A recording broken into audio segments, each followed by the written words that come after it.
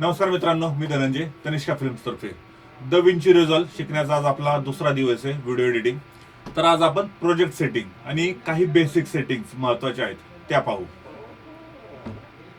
तर न्यू प्रोजेक्टला आपण काही नाव देऊ. Demo 3 create. तर मी आधीच सांगितल्याप्रमाणे फ्री व्हर्जन मध्ये 180p HD व्हिडिओ आपण एडिट करू शकतो. पण आपल्याला 4K व्हिडिओ एडिट करायचे असतील तर स्टुडिओ व्हर्जन घ्यावे लागतील. स्टुडिओ व्हर्जन बरोबर अजून बरेचसे काही इफेक्ट वगैरे आपल्याला मिळतात. स्टुडिओ व्हर्जन फायद्याचंच आहे, पण सध्या आपण HD वरच फोकस करू. तर हे पहा, हा जो गिअर आयकॉन दिसतोय, सर्वप्रथम या गिअर आयकॉनवर क्लिक केलं आणि आपल्याला काय काय सेटिंग करायचे त्या लक्षात ठेवा. मागच्या व्हिडिओमध्ये माझ्याकडून जर एक क्लिक झालं होतं, तर ते परत तुम्हाला गैरसमज व्हायला नको म्हणून मी हा स्पेशली परत एकदा व्हिडिओ बनवतोय. तर मास्टर सेटिंग मध्ये टाइमलाईन रेझोल्युशन आपण फुल HD मध्ये एडिट करतो म्हणल्यावर 1920x180 HD. ठीक आहे. नंतर हे पिक्सल ऍस्पेक्ट हे असं ॲज इट इज ठेवा. टाइमलाईन फ्रेम रेट हा खूप महत्वाचा विषय आहे. इंडियामध्ये 25 फ्रेम पर सेकंड असतं, बाकीच्या काही देशांमध्ये 24 पर सेकंड असतं, काही देशामध्ये 30 असतं. ते का असतं ते डिटेल ऍडव्हान्स व्हिडिओमध्ये आपण आता पाहू.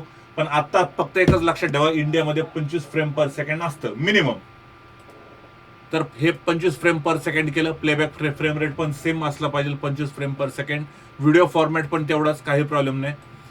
HDR कन्फिगरेशन ड्युअल लिंक ते ॲज इट इज ठेवा. आणि डाटा लेवल, तर इथं मागच्याच काय झालं होतं, माझं असं इथं हे क्लिक झालं होतं, तर हे तुम्हाला असं काही क्लिक करायचं नाही. Data level as it is ठेवा. व्हिडिओ हे क्लिक करू नका, हे असंच राहू द्या, ब्लँकच राहू द्या. पुढे व्हिडिओ बिट डेप्थ, ते तुम्ही जर का बेसिक व्हर्जन वापरत असाल तर ते 8 बिट असतं आणि ते 10 बिट तिथे येणारच नाही. स्टुडिओ व्हर्जनला ते 10 बिट येईल. तर हे 8 बिट इज ॲट इज राहू द्या. आणि बाकी मग जर का आपल्याला प्रॉक्सी वगैरे जनरेट करायचे असतील तर इथं चूज ऑटोमॅटिकली. आणि मग ह्याच्यामध्ये क्वार्टर, हाफ, क्वार्टर, 8, 16 वगैरे ह्या गोष्टी असतात. आता HD व्हिडिओ रेकॉर्डिंगसाठी प्रॉक्सीची काही गरज नसते, कारण HD व्हिडिओ रेकॉर्डिंग आपण आरामशीर एडिट करू शकतो.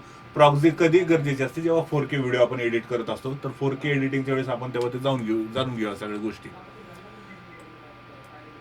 आणि मग खाली आल्यानंतर या प्रॉक्सी जनरेशन, आपल्या फाईल वगैरे मीडिया कुठं स्टोरेज करायच्या, फ्रेम इंटरप्रिटेशन, ह्या सगळ्या गोष्टी अशाच ठेवा. बाकी मग इमेज स्केलिंग इथं काही तुम्हाला हलवायची गरज नाहीये. कलर मॅनेजमेंट मध्ये पण काही हलवायची गरज नाही. जर का तुम्ही लॉग मध्ये शूट करणार असेल, रॉ मध्ये शूट करणार असेल तर तेव्हा हे कलर मॅनेजमेंट हलवायची गरज आहे. पण हे आत्ता जे आहे ते तुम्हाला तसंच ठेवायचं आहे. जनरल ऑप्शन, कॅमेरा, बाकी कशामध्येच काहीच हलवायची गरज नाही. सबटायटल जेव्हा आपण त्याचा आपला एक स्पेशल व्हिडिओ असेल सबटायटलचा, तर या काय सेटिंग ठेवायच्या तेव्हा मी सांगेलच. तर आता सध्या फक्त आपल्याला बेसिक व्हिडिओ एडिटिंगसाठी, HD व्हिडिओ एडिटिंगसाठी युट्यूबचं आपण काही बनवतोय, तर त्यासाठी एवढ्याच गोष्टी महत्वाच्या. प्रोजेक्ट सेव्ह केला. तर हे व्हिडिओ आपण इम्पोर्ट केलाय आणि मी सांगितल्याप्रमाणे, मागच्या व्हिडिओमध्ये सांगितल्याप्रमाणे आपण फ्रेम रेट सेट केलेला आहे 25 पर सेकंड. त्यामुळे इथं डोंट चेंज दाबायचं, कारण चेंज जर का दाबलं तर द विंची रिझॉल्वचा डिफॉल्ट फ्रेम रेट असतो 24, मग ते त्यावर जातं, मग ते परत प्रॉब्लेम वेगळा क्रिएट व्हायला नको. त्यामुळे हे आपल्याला लक्षात ठेवायचं की 25 फ्रेम पर सेकंड वर झालं पाहिजे. असं काही खूप मेजर प्रॉब्लेम होणार नाहीये, पण थोडंफार ग्लिच कुठं ना कुठं हा जाणवतो. तर आता चेक करू. हे पहा, 25 पर सेकंड झालेले. आता जर का तुमचा कॉम्प्युटर खूप काही हेवी नसेल आणि मग जर का आपण काहीतरी थोडेफार इफेक्ट वगैरे लावले तर त्याच्यामध्ये प्लेबॅकला प्रॉब्लेम येतो. तर त्यासाठी काय करायचंय ते आपण पाहू. तर हे पहा, हे जे प्लेबॅक दिसते, तर ह्या प्लेबॅक मध्ये आपण आता प्रॉक्सी वगैरे तर काही जनरेट करणार नाहीये HD साठी. तर हे जे टाइमलाईन प्रॉक्सी मोड असतो तो आपण एकतर हाफ करू शकता किंवा क्वार्टर करू शकता. तर आता पहा, एकदम क्लिअर दिसतंय. हे एकदा स्टॅबिलाइज करून घेऊ, म्हणजे जरा व्यवस्थित तुम्हाला लक्षात येईल. ऑडिओ काढून टाकला, व्हिडिओ स्टॅबिलाइज. आता लाईटली हे झालेलं आहे. तर हे पहा, आता हा व्हिडिओ व्यवस्थित स्टॅबिलाइज झालेला आहे. पण विषय काय होतो की आपला जर का कॉम्प्युटर हेवी नसेल तर आपल्या हे अडकत चालतं. स्टॅबिलायझेशन वगैरे अशा काय आपण वेगवेगळे इफेक्ट अप्लाय केले की अडकत चालतं. तर अशा वेळेस काय करायचं, प्लेबॅक मध्ये गेलं, व्हिडिओ प्रॉक्सी. तर आता हे कसं क्लिअर दिसतंय. तर आता प्रॉक्सी हाफ केल्यावर पहा आणि आता प्ले केल्यावर पहा, एक लाईटली आहे ना क्वालिटी कमी झालेली आहे. पण त्यापेक्षा अजून टाइमलाईन प्रॉक्सी क्वार्टर केल्यावर पहा, ते पहा अजून आता फरक दिसला असेल, ह्याच्यामध्ये आवर्जून फरक दिसतो. तर अजून त्याच्यामध्ये त्यांनी क्वालिटी रिड्यूस केलेली आहे, असं थोडं ब्लरी ब्लरी दिसतंय पहा. तर हे सगळं त्यांनी क्वालिटी कमी केलेली आहे आणि आता तो आपल्याला प्ले करून दाखवतोय, म्हणजे एक्झॅक्टली आपल्याला लक्षात येईल की टाइमलाईन कशी चालली आहे, काय काय दिसतंय त्या गोष्टी. तर जर का तुम्हाला अशा पद्धतीने नसेल करायचं, तुम्हाला एकदम क्रिस्टल क्लिअरच पिक्चर हवाय, तर टाइमलाईन प्रॉक्सी ऑफ ठेवायची आणि याच्यामध्ये रेंडर कॅचे हा एक ऑप्शन असतो. तर या रेंडर कॅचेमध्ये स्मार्ट आणि युजर असतं. स्मार्ट म्हणजे DaVinci Resolve स्वतः डिसाईड करतं की कुठलं कुठलं ते रेंडर कॅचे क्रिएट करायचे, म्हणजे काही डिसाईड नाही करत, ते सरसकट सगळ्यांचंच रेंडर कॅचे अप्लाय करून टाकतो. किंवा युजर म्हणजे आपण ठरवायचं की आपल्याला कुठला क्लिप की रेंडर कॅचे करायची. तर हे पहा, स्मार्ट केलं की इथं लगेच आता इथं फरक जाणवल तुम्हाला. नाही, ही काय आता एवढी पण फाईल साईज हेवी नाहीये, त्यामुळं तो फरक जरा एक मिनिट. तर काही व्हिडिओ अजून आपण इम्पोर्ट करू आणि जेव्हा DaVinciवर जर का लोड आला की मग ते कशा पद्धतीने रेंडर कॅचे आपण वर्क करू शकतो ते पाहू. तर आपण आता 3-4 व्हिडिओ इम्पोर्ट केलेले आहेत आणि आता ते सगळे आधी स्टॅबिलाइज करून घेऊ.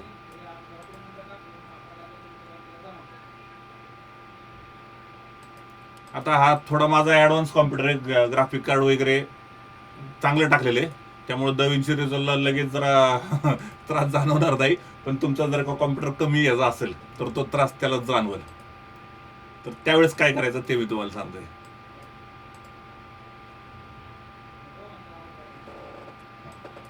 तर आपण आता हा व्हिडिओ अपलोड केलेला आहे आणि आपल्याला समजा आता हे अडकत अडकत चालते, तर आपण आता जरा वेगवेगळे इफेक्ट लावून घेऊ, क्रॉस डिझॉल्व वगैरे. हे पहा, हा क्रॉस डिझॉल्व लावला, इकडं ब्लर डिझॉल्व लावला आणि पुढं ॲडॅप्टिव्ह डिझॉल्व लावला.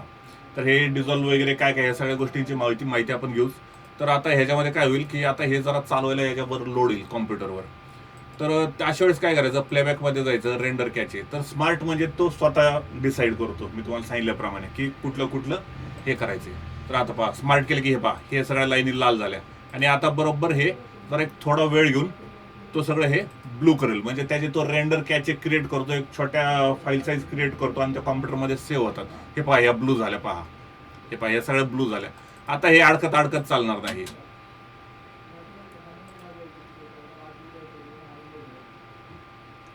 तर हे स्मार्ट रेंडर कॅचे अशा पद्धतीने वर्क करतं.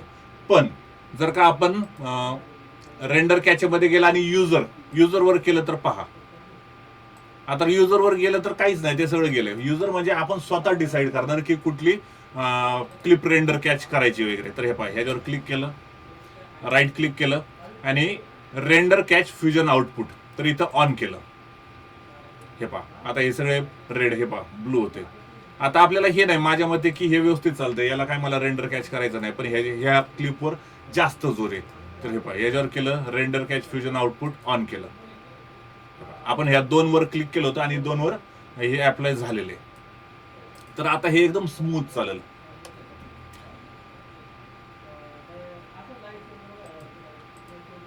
तर हे आपल्यावर आता तुमच्यावर आहे की तुम्हाला स्मार्ट पाहिजे का युजर पाहिजे. तुम्ही मला विचारताल तर तुमच्या कॉम्प्युटरमध्ये स्पेस वगैरे असेल व्यवस्थित तर तुम्ही डायरेक्ट स्मार्ट करून टाका, तो प्रत्येक वेळेस रेंडर कॅच क्रिएट करतो. तर आता स्मार्ट रेंडर कॅचचा विषय काय होतो तो मी तुम्हाला सांगतो. हे आधी आपण नन केलं, सगळं रेंडर कॅच काढून टाकले आणि स्मार्ट केलं. तर आता स्मार्टचा काय प्रॉब्लेम होतो तो मला सांगतो. आता हा मी क्रॉस डिझॉल्व अप्लाय केलेला आहे, पण माझं असं ठरलं की मला इथं क्रॉस डिझॉल्व नाही लावायचं, मला दुसरा लावायचा आहे. तर मी काय यावर क्लिक करणार, बॅक स्पेस दाबणार आणि तो इफेक्ट काढणार. नंतर मी लावला कुठला डीप टू कलर डिझॉल्व.